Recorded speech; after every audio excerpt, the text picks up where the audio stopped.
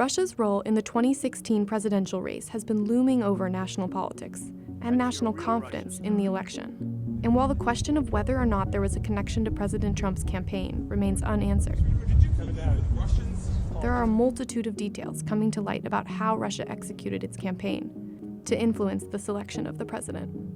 According to the U.S. intelligence community's assessment, the campaign was directed from the very seat of power in Russia, Vladimir Putin himself. And it had at least three elements: online propaganda, hacking into and exposing political organizations and individuals' emails, and targeting state election systems. The Russians' online disinformation campaign sprawled over Facebook, Twitter, and Google. Through a web of automated social media accounts, or bots, and pages, Russian operatives shared free and paid posts to millions of Americans.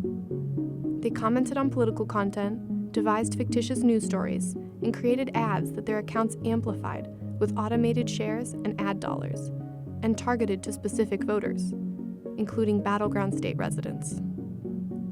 As their work spread, millions of Americans ended up unknowingly sharing the fake news and viewing the ads, which are illegal.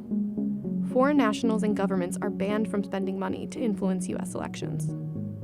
Months after November 2016, Twitter and Facebook revealed that they have identified a troll farm in St. Petersburg, called the Internet Research Agency, that created and operated some of these accounts. It has a history of pushing pro-Kremlin propaganda and waging social media campaigns in the U.S. But not all the work is linked to the agency, suggesting an even more expansive cyber effort to influence voters' perceptions. Two Russian-affiliated news outlets, RT and Sputnik, were also linked to the propaganda campaign, and at least one platform, Twitter, is banning them from advertising there. Russia's politically motivated hacks. Hackers used spear phishing attacks to penetrate the Democratic National Committee's computer network, as well as emails from individuals like Hillary Clinton's campaign manager, John Podesta. The hacked information was released using WikiLeaks, the Guccifer 2.0 persona, and the site dcleaks.com. The intelligence community linked the hacking groups, dubbed APT-28 and APT-29, or Fancy Bear and Cozy Bear, to Russia's military intelligence service, the GRU.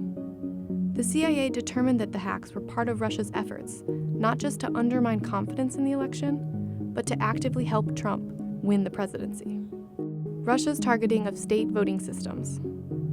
The Department of Homeland Security identified 21 states that Russian government hackers targeted during the 2016 election.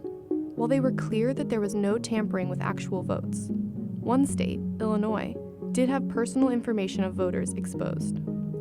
The others were likely scanned for vulnerabilities. Analogous to somebody walking down the street and looking to see if you are home. The true scale of Russia's interference is yet to be uncovered, and may never be.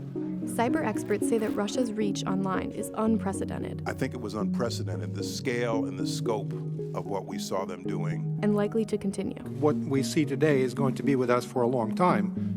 But with some of Russia's tactics and operations exposed, and more U.S. actors on high alert, political organizations and government systems may be better able to combat interference in 2018 and beyond.